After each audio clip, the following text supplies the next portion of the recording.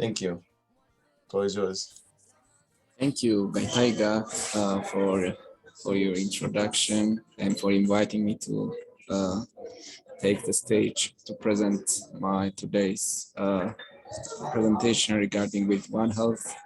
And am I audible, guys? Yes. All right. So I'm in hotel, so there is some noise, but I will try to speak loudly. And thank you for inviting me. And I would like to thank the UPG Learning Lab session to invite me to present my topic that I really believe, which is that I really believe that it's very important to deal on as a part of the UPG member. So today I'm going to start my presentation with sharing my slides. So would you like to allow me to share my screen, the host, please? Yes, you should be able to.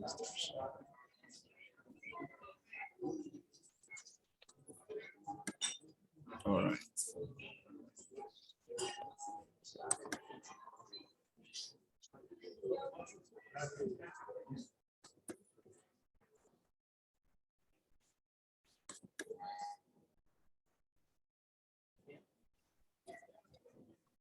Is my screen is visible, Gaitaiga? Yes.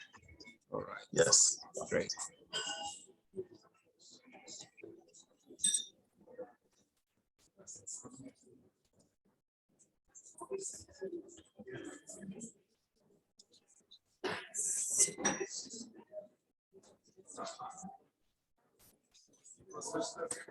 All right. Visible? Yes. Great. So today we are going to see in detail about One Health approach and its importance in fighting against the pandemics and other important crises that are happening in our planet. So we are going to see in detail and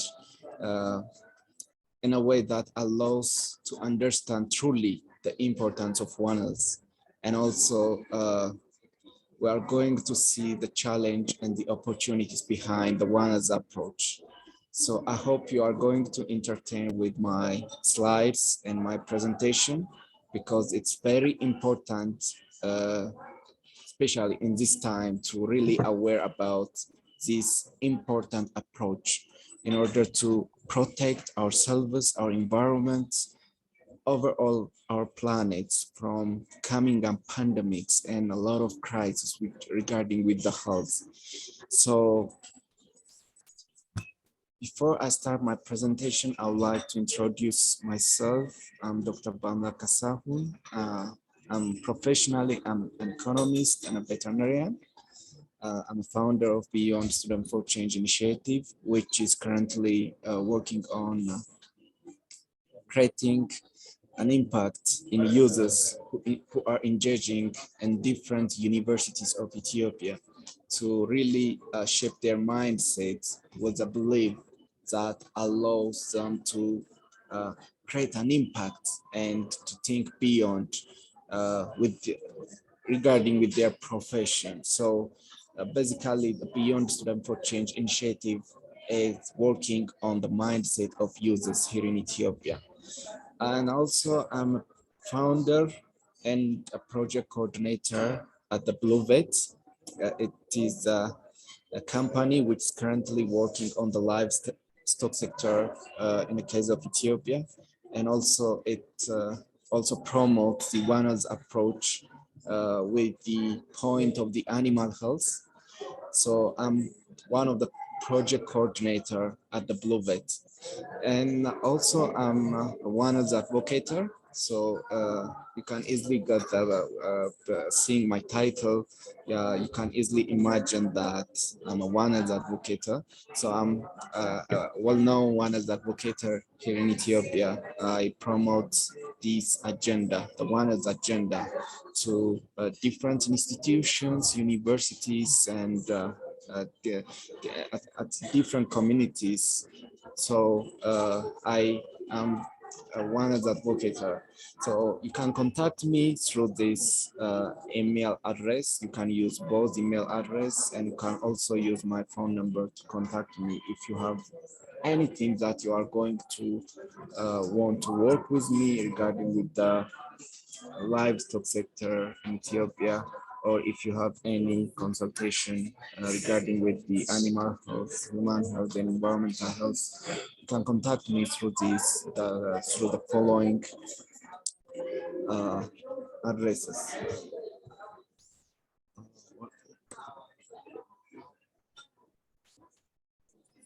What's happening? Kataiga, do you hear me? Yes. Okay. Wow. All right. Yeah. So today we are going to start our presentation, our lecture class about One Health with this slide. So in this Venn diagram, you guys appreciating that three important domains are right here: the animal health, the environmental health, and the human health. I know most of you are familiar with the term called health, because this One Health is a recent agenda or a recent concept which is now warmly advocated by different professionals, especially those professionals who are engaging in the health sector. They are calling the term this One Health, but most of you are familiar with this word called health. So I'm going to try to briefly define the One Health approach in a way that you easily understand. So to easily understand the concept of One Health approach, it is very important to really notice about the three important domains of One Health that are the human health, animal health, and environmental health. As you see on the Venn diagram, the animal health and the environmental health share a common point. And again, the animal health and the human health also have a common point. And also you are seeing that the human health and environmental health are sharing a common point, which showed that each domain individually have an interconnection with one another. That is One Health. So to briefly define the concept of One Health approach, let us briefly see the important domains of, or the important pillars of One Health. So as you see on the slide, the human health is deal with the state of physical, mental, and social being status of a human being. And also it deal with different diseases that could be infectious disease or non-infectious disease, but which practically affects the humans, and it deals with human anatomy, physiology, and different status of the human nature. So the human health as a profession practically deal the with the states of well-being and a physical, mental, and a social status of human. So this one domain of One Health called the human health practically deal with the health status of human being. So animal health is not the agenda of human health professional, or the environmental health is not the agenda of human health professional. The human health professional as a profession only deal with the status that cause a problem with the physical, mental, and social well-being of a human. So this is the only objective of human health. Let's pass to the next slide. the animal health. As you see on the first slide Venn diagram, you see that the animal health is again one of the important domain of the One Health approach. It has its own contribution for both human and animal, for both human and environmental health. So basically, the animal health separately, when we see the scope of the animal health, it deals with diseases that affects animals. It deals with animal welfare, and also to some extent it deals with about the public health, and also the animal health try to address or see some of the environmental protection and food safety, because we human beings consume animal products in different occasions. So milk is one of the most known animal products, and also which human beings are used wherever you go in every corner of our world. And also meat and other animal products are used by human beings for a purpose of diet. But the animal health is as a domain of One Health, as one part of a domain of One Health. It has its own contribution, but separately animal health only deal with the state of well-being of animals. If animals get sick, or if they show a decrease in their production, or if different problems regarding with the health status of the animals are occurred, the animal health professionals try to solve this problem, which shows practically that animal health professionals are only deal with the animal health status. And the other one is the environmental health. On the environmental health,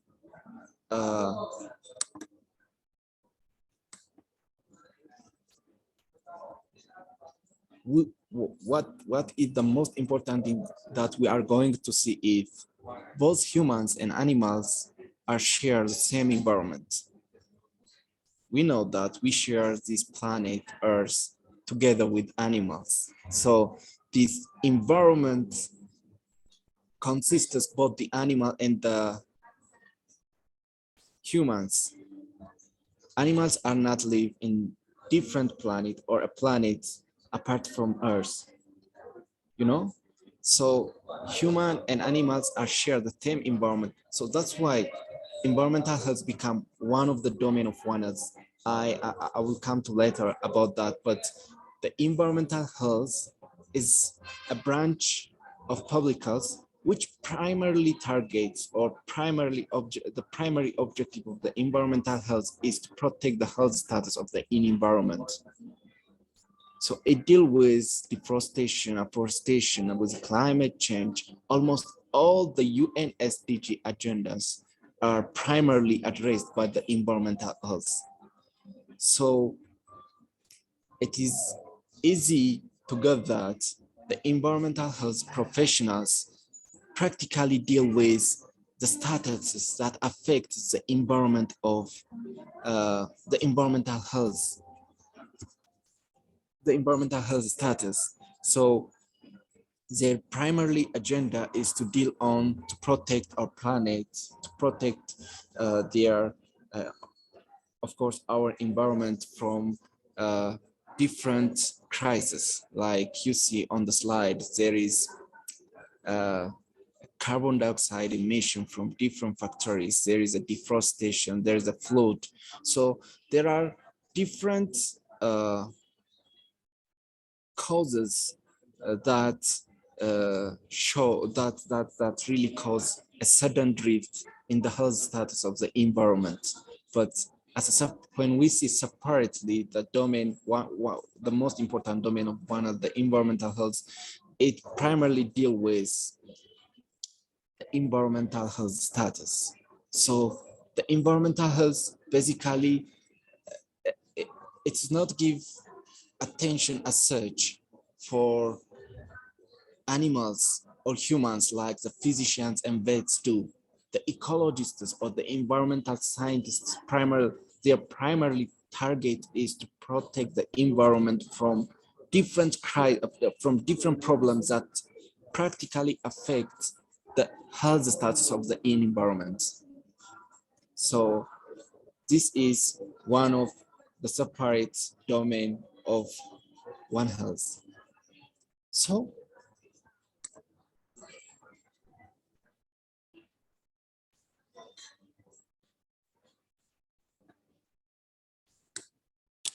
So after seeing these individual domains, so now it is very easy to define One Health approach. Look, we have seen that the human health professionals,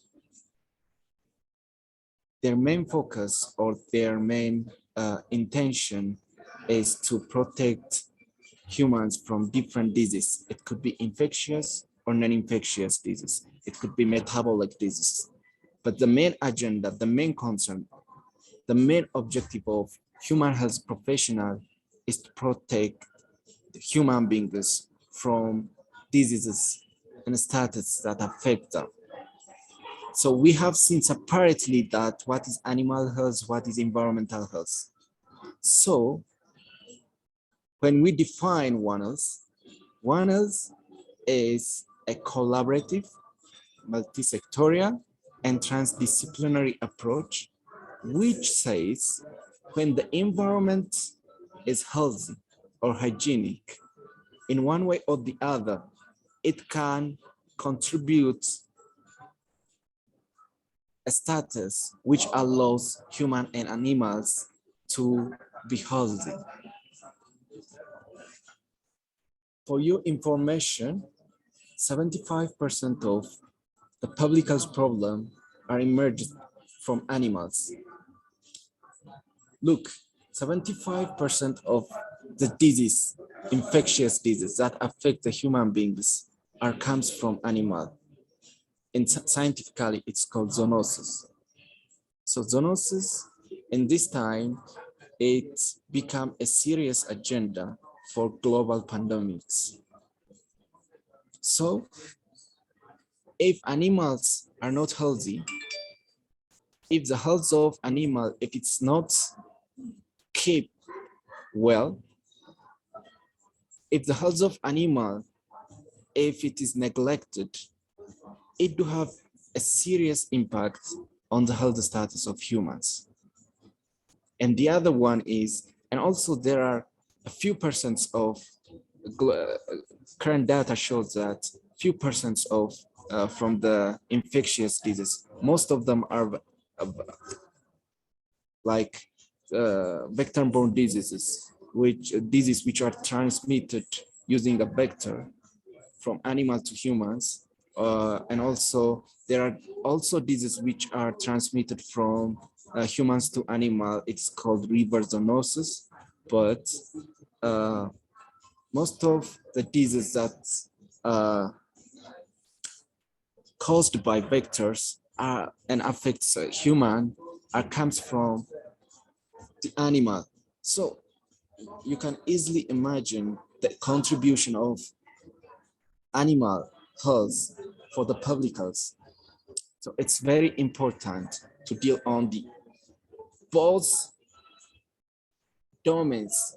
It's very important to see as a one that the animal health and human health. Look, the other one is the very important thing that we should have to give an attention that you see on the slide.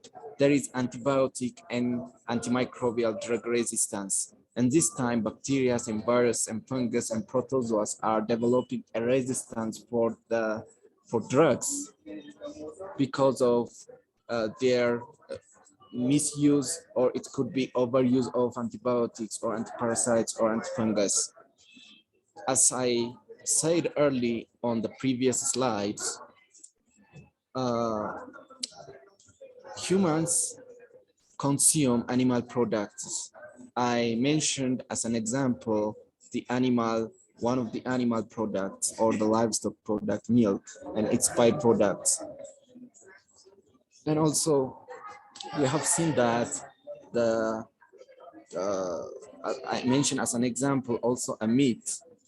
Look, animal uses the same level, the same kind of medications, antibiotic medication or antifungal, because animals can be affected like humans. They are affected by microbes.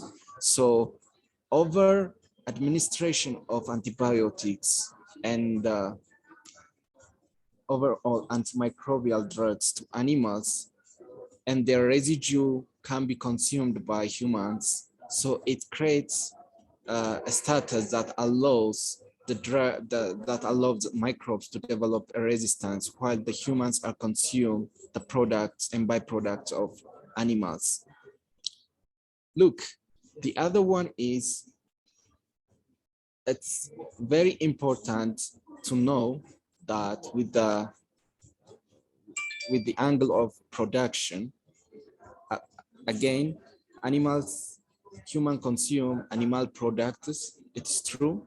So if if animals are not healthy, or if the health status of the animals, if it's not well maintained, it causes a scarcity for a food production, so which can be a serious problem in one way or the other, but it becomes a serious problem for human health, because food is one of the fuel for human beings. Without food, no one can perform their best in daily routine activities. So food to have its own contribution in the health state of human beings. So if humans are not basically healthy physically, they cannot be healthy mentally or socially. So food is one of the contributes or one of the input for human health status. I don't know how many of you are get sick and arrive to hospital, and most of the time physicians are prescribe a drug, and then they recommend you to eat a good diet or to have a good meal, in order to support your immune status, or other, it could be other thing, but physicians recommend to balance your diet and have a good meal, because it do have a good contribution to health status. So most of the macronutrients like the protein, the carbohydrate, and fat and lipids comes from animals products. So vegetarians have a low opportunity to access a high level of fat, a high level of protein or carbohydrates, but most of the macronutrients comes from the animal product and byproduct. So if the health status of the animal is not well maintained, it can directly affect the health status of the humans. And again, regarding with the food security and diet, I mentioned these all things. So it's very important to see the interaction between animal to human health. And the other one is, let us see the interaction between the environmental health and the animal health. Look, in our planet is now getting a serious problem regarding with the environmental health, because we are hearing a different news from different corner of the world that the air pollution is causing an acidic rain, and the climate change, it becomes the headache issue for politicians and for the leaders of different nations. The water pollution, and again the high flooding because of deforestations. Both humans and animals share the same environment. We live on the same environment. So when the environment health become in a serious condition, it affects both the health status of human and animals. Imagine if a high, if we are facing the climate changing is happening in our universe, and if a high level of rain comes from the sky, and if flooding is happen, it take everything, right? It affects the status of human and animals.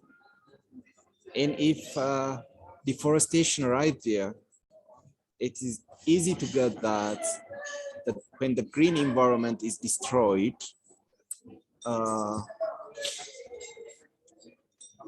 the sun ray or the solar emission, or for the exposure for ultraviolet radiation, it becomes in a high status. So basically, what I would like to deliver in this point is that the environmental health do have a significant impact in maintaining the health status of the human and the animal. Healthy environment brings healthy human and a healthy animal. But an environment which is in a high level of risk, it do have an impact, practically, it do have a serious impact on the health status of animal and human. And the other one is, as I mentioned earlier, humans do have also a direct relationship with the environment in the animal health. So look, humans, if starts, deforestation is not made by trees or animals, it's made by humans. So when trees are cut down by human beings, they are creating a status that affects the health status of the environment. And again, when the human uh, when the human beings consume animal products without cooking, or without proper procedure, or without proper procedure of slaughtering animals, human can be exposed for different zoonotic diseases. So human is one of the responsible domain, human overall, to protect both the environment and the animal health. So when I conclude the definition of One Health approach is an approach which basically deal with the human health, environmental health, and animal health together. According to the One Health principle, if the animal health become in a serious problem, there is an equal chance to be in a serious problem. The health status of the human health and the environment become in a serious problem at the same level. If one of the domain of One Health is in a serious health status, everything is become in a serious level of health status. So what you should have to give an attention is that physicians cannot practically solve every problem regarding with the human health. The vets and the ecologists do have their contribution in the health status of humans. And the other one is vets cannot have the right to only and only protect the health status of animals. But the physicians and the ecologists do have almost an equal contribution in maintaining the health status of humans, I mean animals.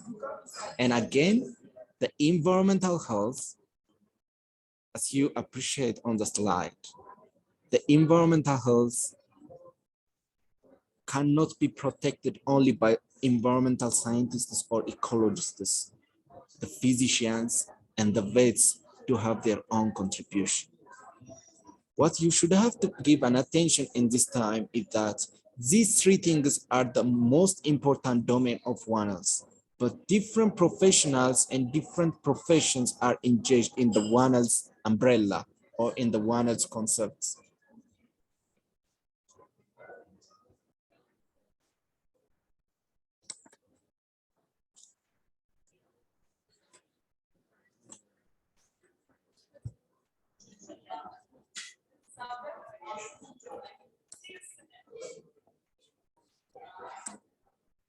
So let us see the history of one Earth approach. So One Earth, it's not, in fact, it is a recent agenda, but the history of One Earth, it travels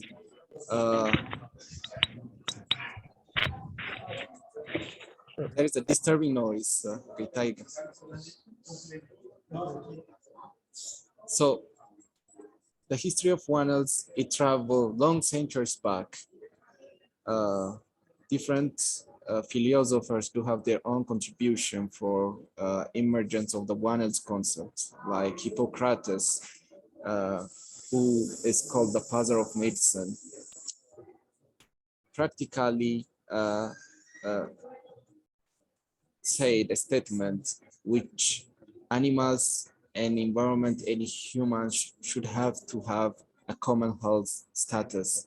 And Aristotle do have also a contribution in the emergence of One Earth, but just these guys are a philosophers, so they made their legacy and a level of philosophy. So he showed that how the environment do have an impact in the health status of humans. He write an article in a way that protects the human health, comparing to the environmental health. And the other one is Rudolf Virchow, is a scientist who say for the first time the term zoonosis. He is a scientist and he is the first person to define or to to deal with the term One Earth. I mean, with the term zoonosis during his experiment in a Trichinella species. He showed that there are diseases that are transmitted from animal to humans. And for the first time, he defined the term zoonosis.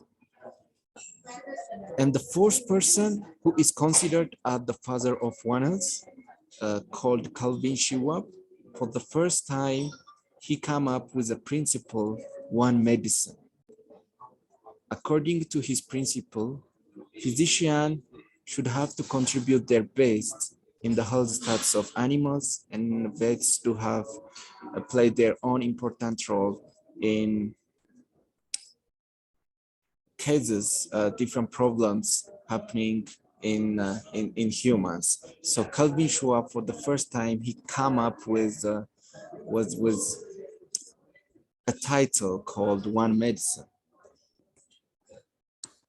So this is some of the brief and important timelines happening in the evolution of One Earth approach globally. So why One Earth is important? One Earth in this time, it becomes a very important agenda because of the crisis that we are facing in this time. We are facing problems like zoonosis, problems like pandemic, problems like antibiotic drug resistance, problems like climate change. So these all problems are affecting the health status of humans, the health status of environment and animals. So it is very important, or it's at the time to collaborate together to tackle these common problems. It needs a collaboration. So a collaborative work to have its own contribution in tackling the problems that are happening in our planet Earth. Because as you see on the slide, it is estimated that 3/4 of the world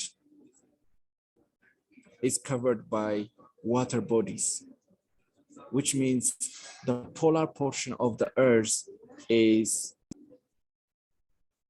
as you know, they are cloudy areas, you know, they're like Arctic and Antarctica. They are filled with a lot of icebergs. See, when pupils exercising deforestation, when pupils exercising, using industries and releasing a carbon emission to the atmosphere, and also our cars that we drive with diesel, they also release a smoke. So when people experience such kind of condition, it affects the climate. So when the climate is affected, the high penetration of ultraviolet ray, come to the earth because the layers that protect us from this ray are affected. So when the extreme level of ultraviolet ray and sun ray comes to our planet, it starts melting the ices which are found in the polar region. I'm just giving you a very illustrative example. There are a lot of pointers that show the importance of ONEs in this time. So when the polar region starts melting, as I told you earlier, 3/4 of the total portion of the Earth is water. So when the polar ice starts melting, it increases the level of the seas and the oceans that covers our planet. So it starts affecting time to time those nations, those countries, those peoples who are living in the edge of the continents. And it starts sinking down. Look, people are cutting trees, people are using industries, and they are releasing a lot of carbon dioxide to the environment. People are killing animals, people are eating animals and animal products without cooking. And this all problem, which is done by human being, is creating a serious problem that affects the planet Earth. So there is no any possible way that only a single professional can contribute to protect the planet from destruction. So it's very important to think in a One Health way. That's why One Health it becomes a very important. Look now, COVID-19 or SARS-CoV-2. Another example, we showed the importance of One Health. SARS-CoV-2, and this time it is a global pandemic. It found everywhere you go, whether you are in Africa or America or Asia or Europe. You always hear different reports, different cases regarding with the COVID-19 or SARS-CoV-2. This pandemic or this disease comes from animal. There are reports and publications that show that animals are getting affected by this disease with the same strain of COVID-19. Look, in this point, we see that how animals contribute such kind of condition to human health. COVID-19, it's almost known that it comes from China region, and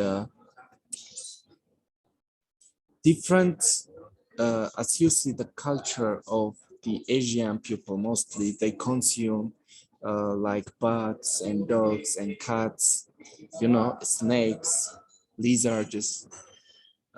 So there are scientific evidences that show that these animals carry different strains of virus and bacteria, still which are unknown.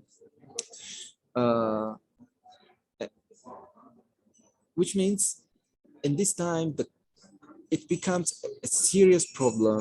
The COVID-19 is now a serious problem, and it's affecting humans and killing humans. But it comes from, when you see the origin of COVID-19, it comes from animals. When people consume raw products of animal, they start exposing themselves for such kind of condition, for disease, and grows as endemic and epidemic, and then it becomes pandemic.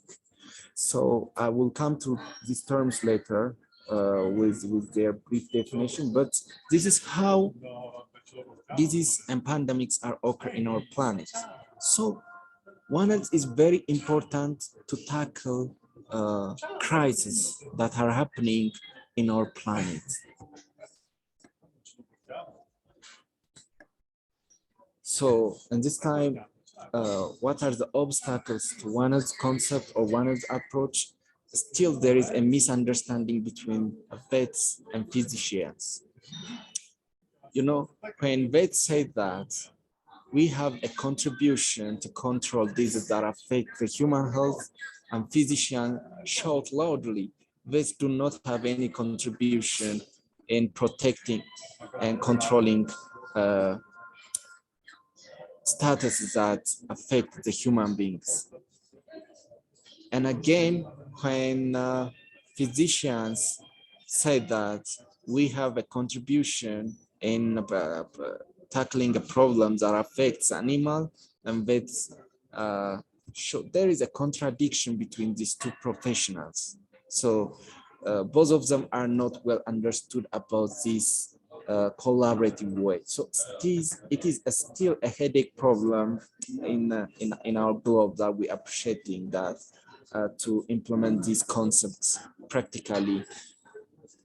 The other one is it predominantly it becomes the work of veterinarians, and a poor interest in activities is happening in physicians and ecologists. Or all physicians only deal with the cases and status that affect the human health. They neglect diseases that have a great contribution in affecting the human health, but they neglect it and they only focus on the health status of the humans, which is a serious problem to implement the One Health approach. It's one of the biggest obstacles to implement One Health approach.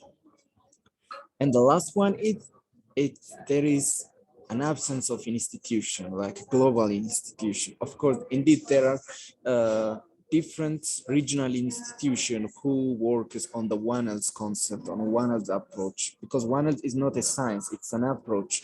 So, but still there is no any global institution which promotes, which teaches One Health to the public.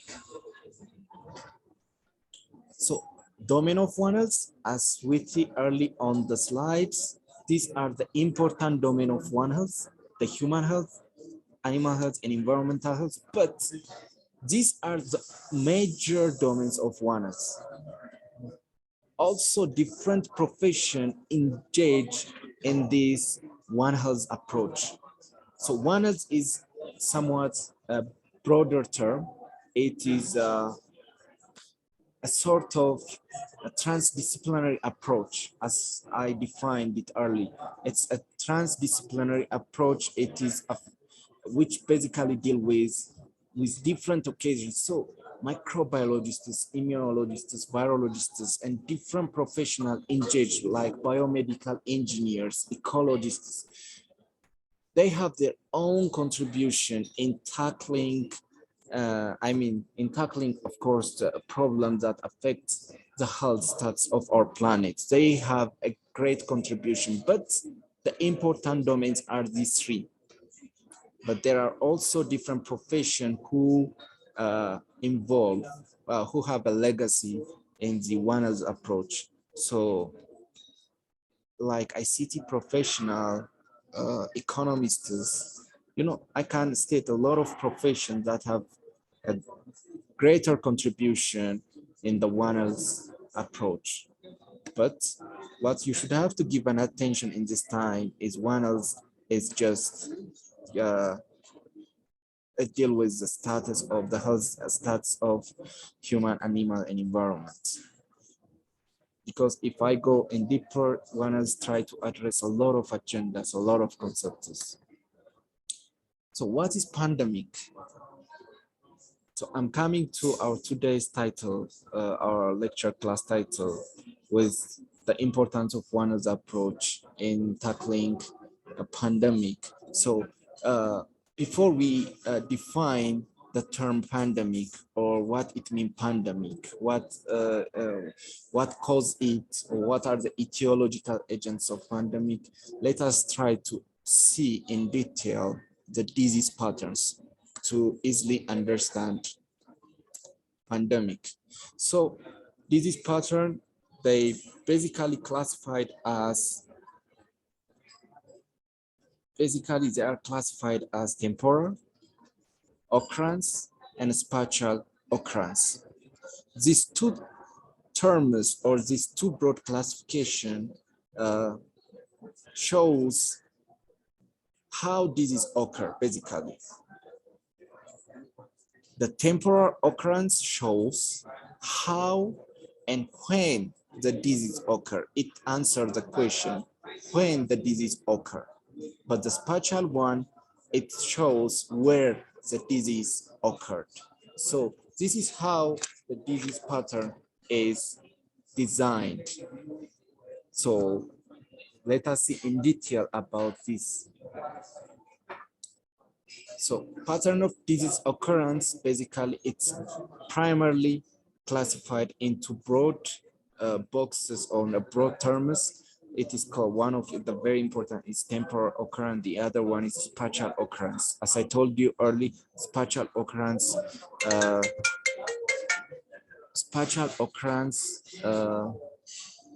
is basically deal with, I'm really sorry guys, hold on.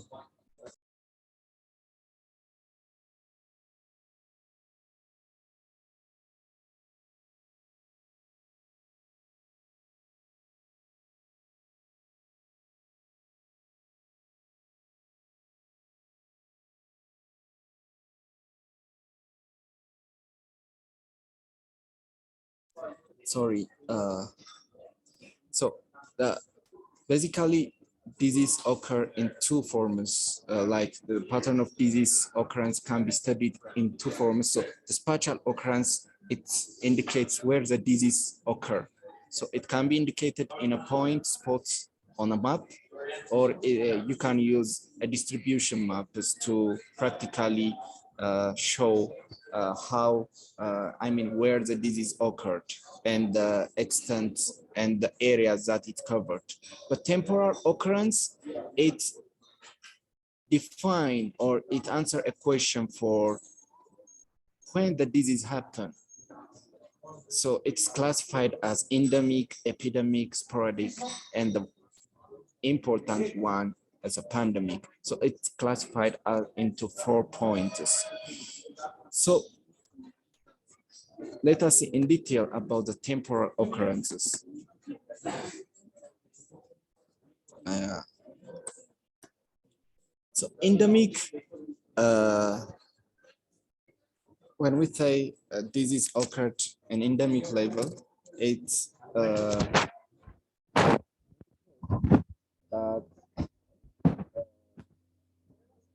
that the constant occurrence of disease in a population.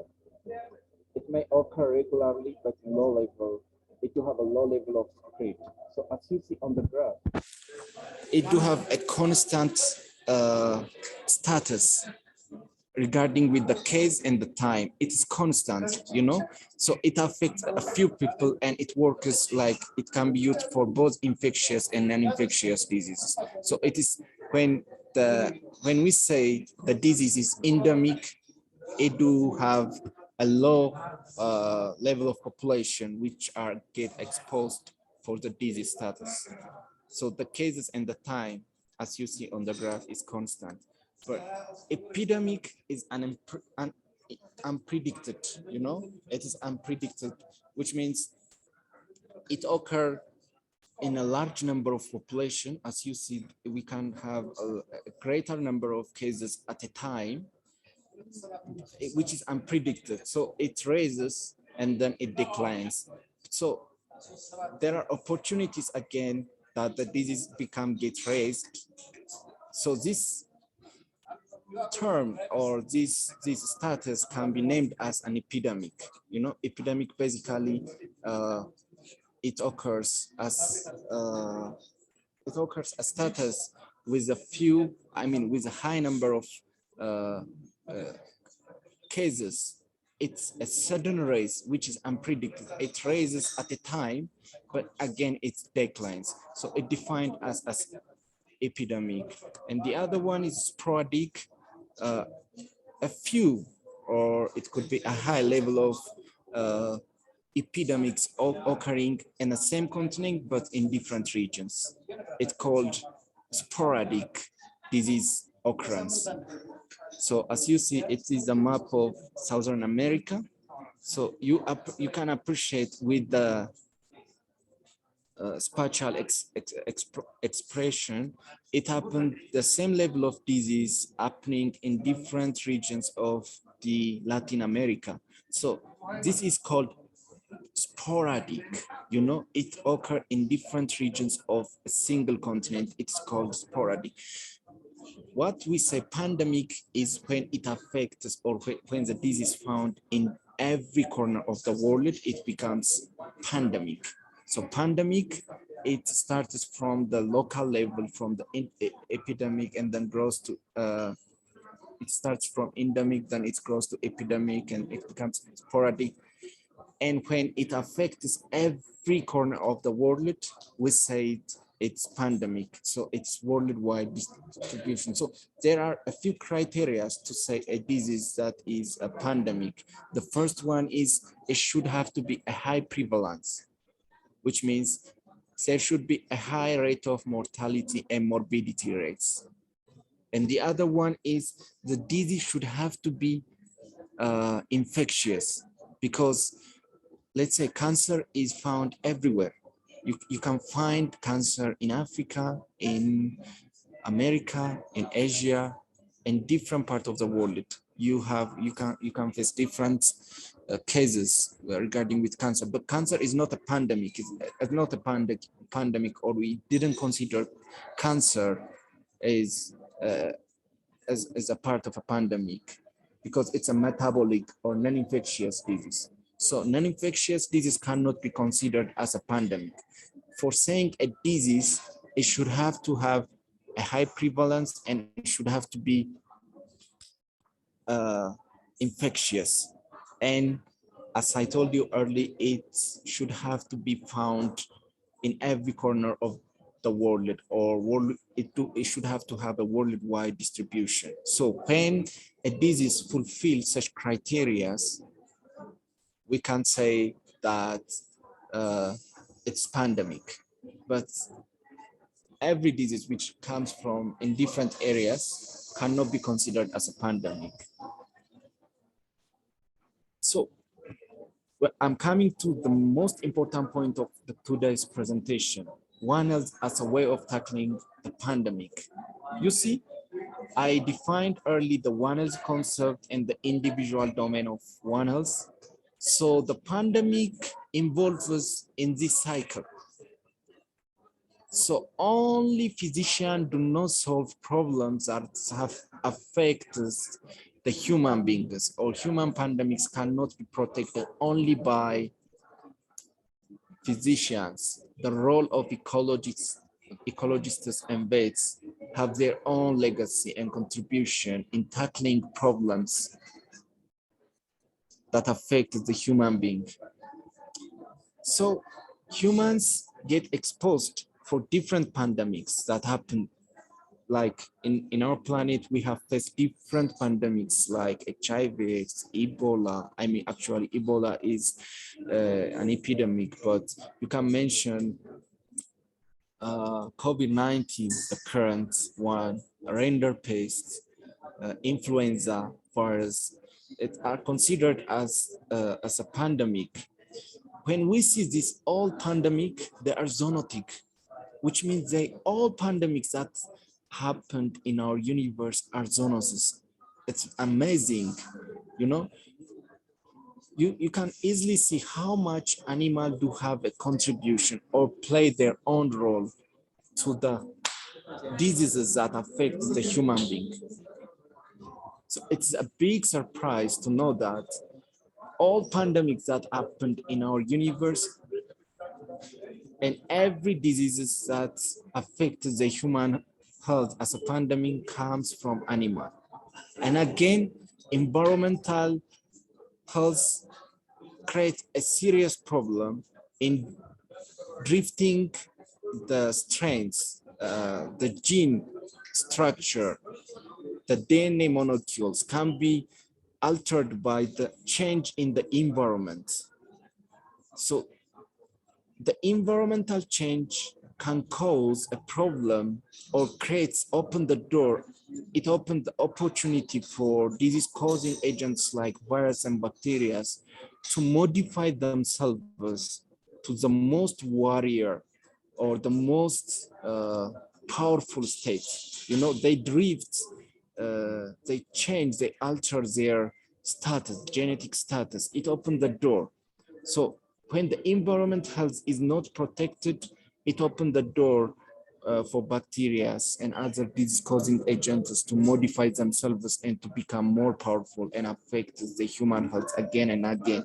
That's why most of the time zoonosis is defined as a disease that comes from animals to human, and it's classified as emerging and re-emerging zoonosis. You know, what emerging zoonosis are diseases that comes and affects human beings with a new strain, which it could be a viral strain or bacterial strain, but which is not recognized before. But re-emerging are those zoonotic diseases that affect the human being when they occur in a previous time of in previous history of the human health, but and again affect the human health and again in the future. It becomes re-emerging, as the name indicates. It happens again and again and again.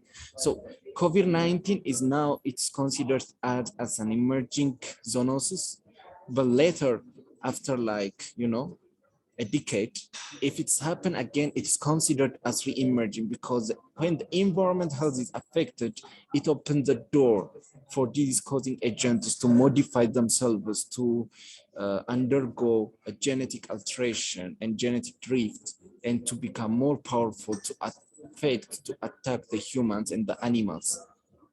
So if in the environmental health, there is ecologists, in the human health status, there are physicians as a primary profession, and in the animal health, there are vets. So when these three important professions collaborate, they break down the cycle that affects each and everyone. When the environmental scientists play their own role in designing policies and strategies that protect both the animal and the human, and when the human health professional teaches aware the humans to protect themselves from destroying the nature, from destroying the environment, and to stop unhealthy connection with animal.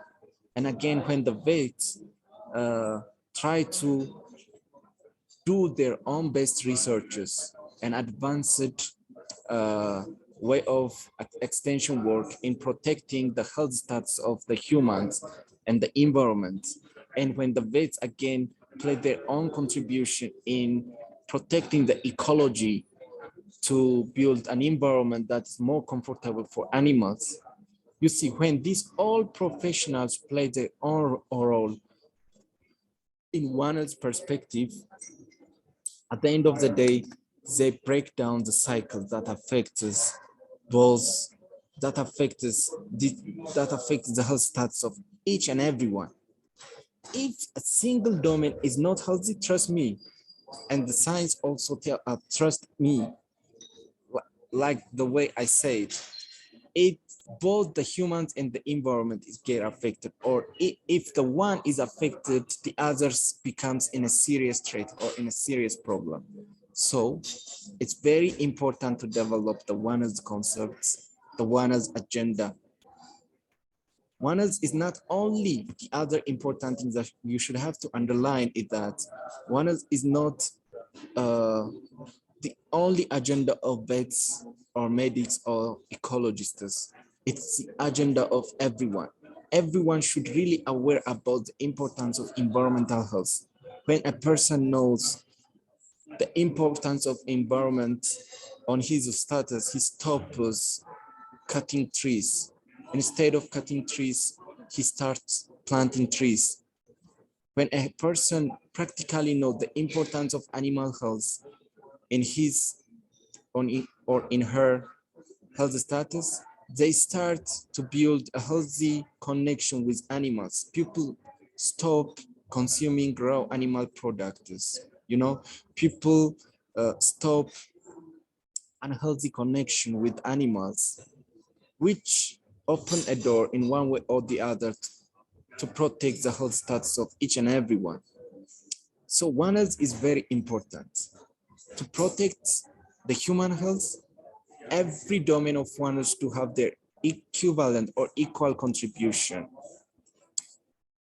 This is how One Health used to tackle global pandemics. Evident data showed that, like, after the emergence of COVID-19 in China, a Chinese veterinarian isolated 32 new viral strains, which is unknown by science and scientific classification, which is an amazing. Imagine one of the strains from those findings can be a next global pandemic, which can fatally kill humans and animals. So this is how each and every individuals should have to play their own best in tackling problems that affect the animal, human, and environment. So One Health is the only solution to tackle global pandemics that's happening in our universe. So every one of you in this lecture class, you have the responsibility to teach your friends, your parents, your communities about One Health. Everyone should have to really well aware about the importance of environmental health and animal health and the ways how it affects the human health. Everyone should have to protect the environment in order to protect his health. Everyone should have to protect the animal health in order to protect his or her health. So every one of you in this room, you should have to dig, promote, advocate One Health as a one way to tackle global pandemic and other problems that affect our planet Earth.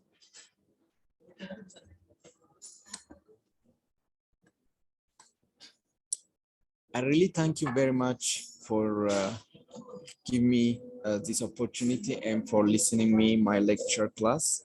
Now I'm ready to accept questions, suggestions from audiences. I finished my presentation by Taiga. Thank you very much, guys. Thank you, Dr. Bamlak. All right, do we have any questions? All right, Leili, please go ahead. Thank you, Gitaiga. Hi, Dr. Bamlak. Wow, it's amazing to see you literally talking for 1 hour plus. I guess you're very passionate about this topic. And I know I've been, because we were in one tribe before, and I know that you've been working with this project, and I think it's an amazing project. And I also believe in One Health, because like you said, it's actually connected with each other between environment, animal, and also human.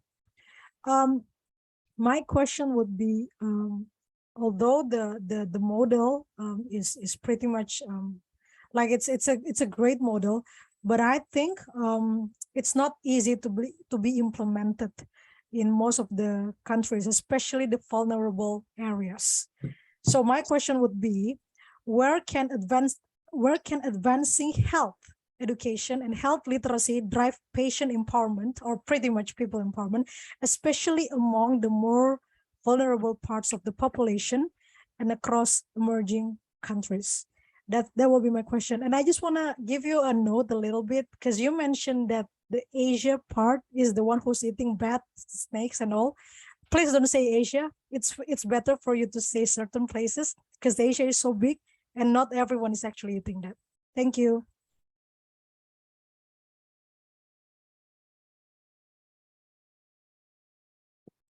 Okay. Thank you, Lily, for your nice question and again for your positive suggestion. All right. So, One Health is basically deal with, as I said early, uh, it deal according to the One Health concept. There is no any point which practically show that this point or this area is vulnerable or this one is not vulnerable for this, because see, climate change affects everyone which is found in every corner of the world, right? Zoonosis, I mean pandemics like COVID, SARS-CoV-2, it affects everyone in different parts of the world. But as in my presentation, I defined one as in a precise way that allows the audiences to easily understand. In OneHealth's agenda, there are different points that are discussed. Like for instance, zoonosis is a primarily agenda of OneHealth's approach. That's why I mentioned the Asia, but sorry for that word, but I wanted to say areas that are found in Asia region, especially in China. China is one of the most known nations who, they took as a diet, they used different wild animals as their routine diet. They eat dogs and bats and snakes and different animals, and without keeping the proper hygienic way of delivering or processing the feeds or the animal products, which means, see, animals do have their own contribution in promoting diseases that affect the public. So in areas where such kind of cultural trend happen, the ones, if the ones can give a primarily attention for such kind of issue, but it's very dependent, it's very controversial. Ones can address different points and different agendas, but when it becomes very specific, it tries to address regarding with the point that it deals, it tries to address the most vulnerable areas. For instance, as I told you earlier, most of the zonos comes from China's region because of their culture. So culture is something you cannot deny or you cannot stop.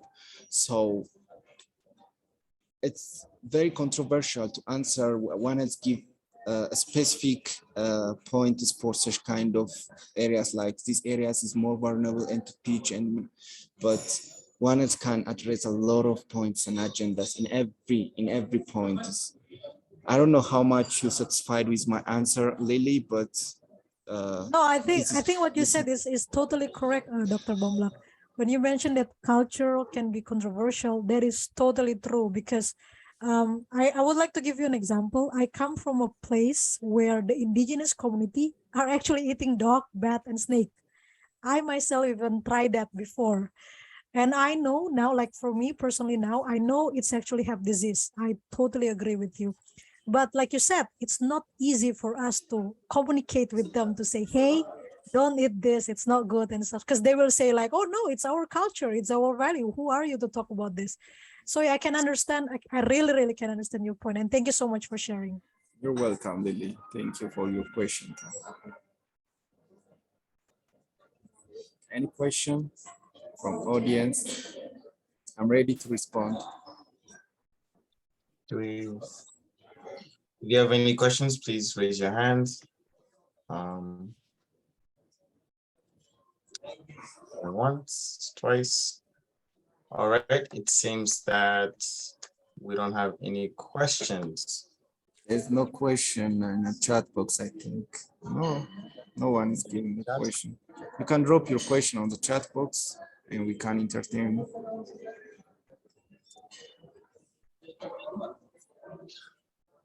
All right. All right. All right. So with that, I think this brings us to the end of this. Okay, we have one question. There is 100. That always happens. All right, Ariola. Yeah, hello, Gitaiga. Well done, and Doctor, you did well. My contribution is going to be more of a comment on what you have said, and I want to appreciate the good work you did. I joined late actually. And I got to the point where I saw the circle you made.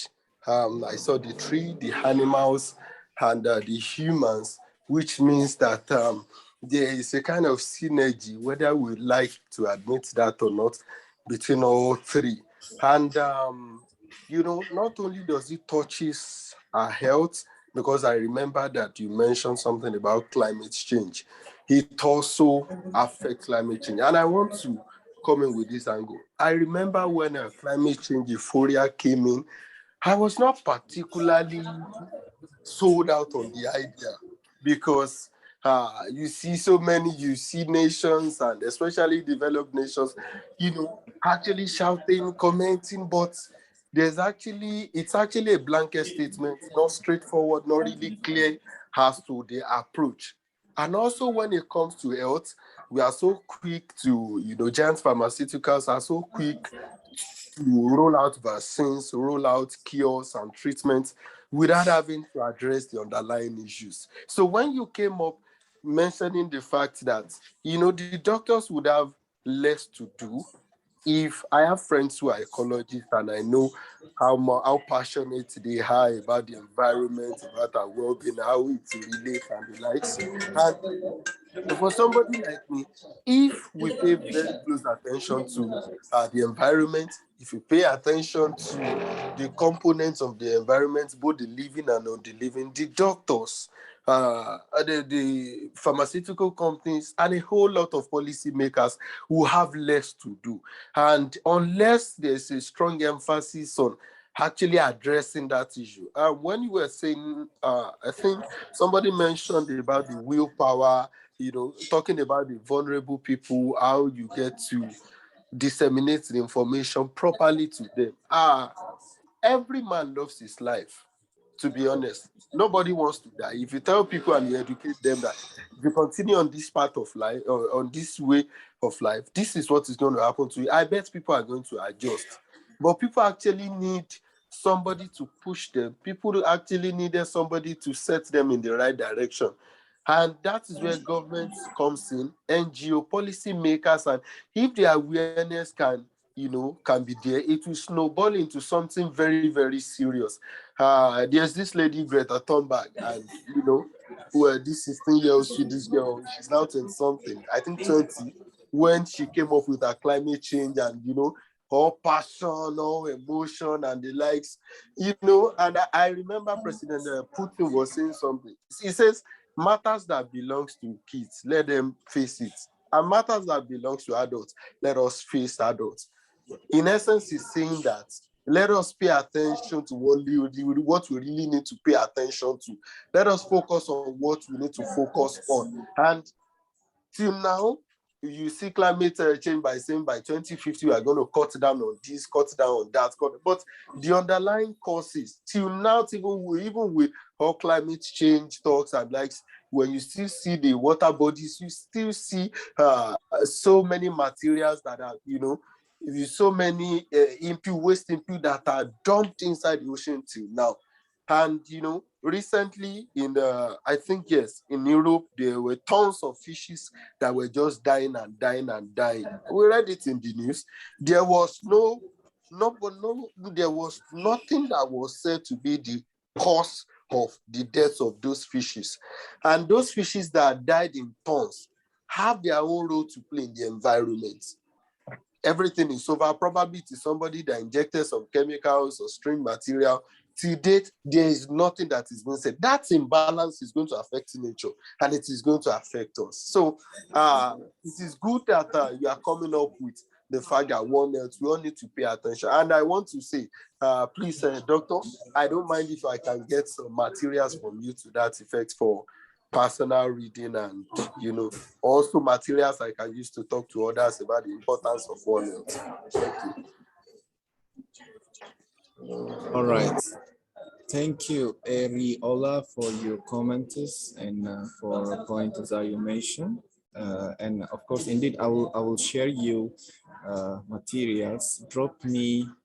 Send me your email address in the chat box, and I will share you reading materials which supports you with your topics. And so this is what I think that everyone should have to think in a One Health way. Everyone should have to play their own role, their contribution, everyone should have to play their own best role in advancing the One Health concept. It's not only, as I said earlier, it's not only the agenda of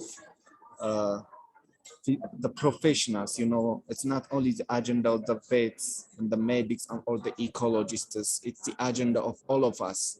Me, I'm responsible to advance One Health. I have the responsibility to protect my environmental health, to protect the health status of animals, which have a greater way in one way or the other to protect the health status of human beings. So Gataiga, Anjali, Lily, everyone should have their own contribution and role in advancing One Health, in advocating and promoting One Health. This is how we are going to advance a One Health approach, because I have faced a question from Dr. Yemeskan on the chat box, which says how we can develop and disseminate the One Health approach movement globally. This is how we are going to advance. Everyone should have to play their own best role in addressing the One Health concept to everyone. Strong extension, global extension work is needed. We should have to address, we should have to show to implement the One Health approach globally. This is the way how we are going to address the One Health concept. And the other one is like World Health Organization, like FAO or UNICEF. A strong global institution should have to be established to address the concepts and the agendas of One Health. This is the way how we are going to expand the agenda of One Health in every corner of the world. See, like COVID did, we can take a good example from COVID. COVID is not only stay at China or Wuhan, it travels everywhere. It affects every individuals which found in every corner of the world. So the same level of way is needed from the One Health advocates to travel every region of the world and speak and advocate this One Health concept. At the end of the day, when every individuals know the importance of these concepts and this approach, humans start caring not only for them, for their health, they start caring for environment, for the animal health. At the end of the day, health is maintained. Thank you very much for the question, Dr. Imeska. All right. The stage is yours, Gaitaiga. All right. Thank you very much. Thank you for your question, guys. And thank you for the wonderful presentation, Dr. Bamlak. I think we're going to bring this session to a close since it's 30 minutes past. So I just want to thank you for the amazing presentation. I, for one, I've learned a lot of new things, especially lots of new concepts. So thank you so much. And thank you everyone else who joined here today. Please join me in thanking Dr. Bamlak for his amazing presentation. And hopefully we'll be seeing you guys in the next edition of Learning Lab. If you have time, we do have United for Ukraine event going on right now in another link. I'll post it in chat in case you want to join. But apart from that, that's it from us. Dr. Bamlak, do you have any last words before we close?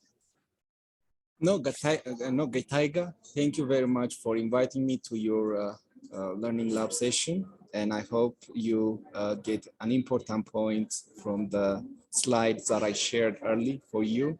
So just my message is, let us advocate One Health wherever we are. Gataiga, start motivating and advocating about one else to your friends, to your community. Angeli, Lily, go ahead.